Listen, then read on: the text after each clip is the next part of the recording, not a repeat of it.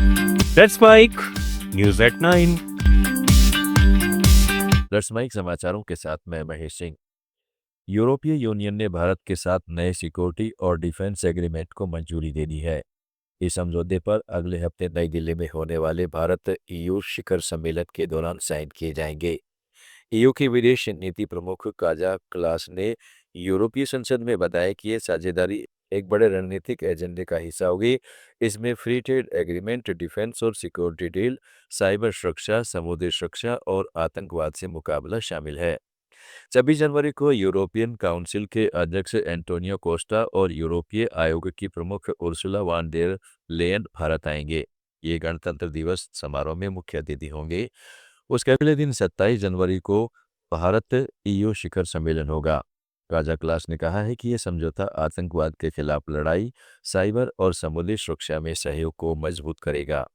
Summit के दौरान भारत और ईयू के बीच फ्री ट्रेड एग्रीमेंट पर भी साइन होने की संभावना है।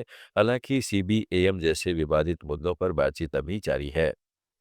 भारत ने क्रोएशिया की राजधानी जाग्रेब में अपने दूतावास पर हुए घुसपैठ और तोड़फोड़ की घटना पर कड़ा विरोध जताया है।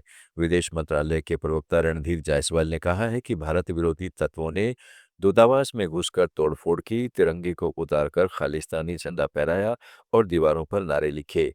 ये घटना आधी रात को हुई, जो पिछले 40 सालों में क्रोएशिया में भारतीय मिशन पर पहली ऐसी बड़ी सिक्योरिटी ब्रेक है। विदेश मंत्रालय ने वियना कन्वेंशन का हवाला देते हुए कहा है कि राजनयिक परिसर अभेद्य है और उसकी सुरक्षा मेजबान देश की जिम्मेदारी है। भारत ने नई दिल्ली और जाग्रेब दोनों जगह क्रोएशियाई अधिकारियों से मजबूती से बात की है और दोषियों को सख्त सजा देने की मांग की है। अमेरिकी राष्ट्रपति डोनाल्ड ट्रंप ने स्विट्जरलैंड के दावोस में वर्ल्ड इकोनॉमिक फोरम के दौरान भारत अमेरिका व्यापार समझौते पर बात करते हुए प्रधानमंत्री नरेंद्र मोदी की तारीफ की है। मीडिया से बातचीत में ट्रंप ने कहा है कि मैं आपके प्रधानमंत्री का बहुत सम्मान करता हूं। वो एक बेहतरीन इंसान है और मेरे दोस्त हैं। हमारे बीच एक अच्छी डील होने वाली है। उन्होंने पीएम मोदी को फैंटास्टिक मैन और ग्रेट फ्रेंड बताया और कहा है कि दोनों देशों के बीच अच्छी ट्रेड डील जल्द होगी।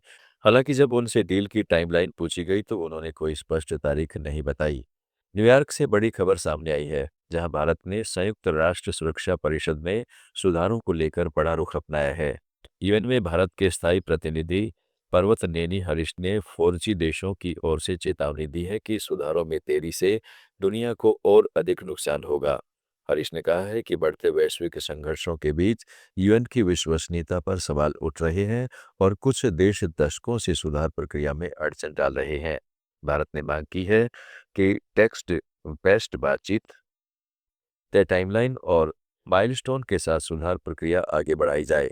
4G मॉडल के तहत सुरक्षा परिषद का आकार 15 से बढ़ाकर 25 या 26 करने और 6 नई स्थायी सीटें जोड़ने का प्रस्ताव रखा गया है।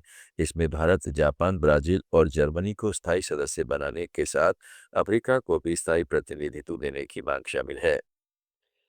बांग्लादेश क्रिकेट बोर्ड अपनी जीत पर अड़ा हुआ है और T20 वर्ल्ड कप में मैच भारत में नहीं खेलेगा। ढाका में आज पीसीबी अध्यक्ष अमीनुल इस्लाम बुलबुल, सीईओ और खिलाड़ियों की बैठक हुई, जहां अंतरिम सरकार के खेल सलाहकार आसिफ नजरुल भी शामिल थे। बैठक के बाद अमीनुल ने साफ कहा है कि टीम विश्व कप में खेलना चाहती है, लेकिन भारत नहीं जाएगी। सारे मैच श्रीलंका में होने चाहिए। आईसीसी ने कल बोर्ड मीटिंग में बांग्लादेश की मांग को खारिज कर दिया था। बैठक में ज्यादातर सदस्यों ने वोट से विरोध किया और 24 घंटे का अल्टीमेटम दिया कि या तो भारत आओ या स्कॉटलैंड तुम्हारी जगह ले लेगा। ये विवाद मुस्तफिजुर रहमान के आईपीएल से रिलीज होने से शुरू हुआ, जिसके बाद बांग्लादेश ने सुरक्षा का हवाला देकर भारत जाने से इनकार कर दिया।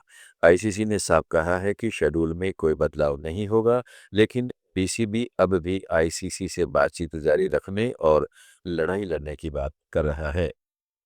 समाचारों में फिलहाल इतना ही। जुड़े रहिएगा लेट्स माइक के साथ। आप सुन रहे थे let's Mic more than radio. Follow कीजिए हमें हमारे सोशल मीडिया प्लेटफॉर्म्स पर। It's time for news. It's time for more than radio. Presenting the first radio news app, Let's Mic. Let's Mic, a news-based app on your phone where you get to watch and listen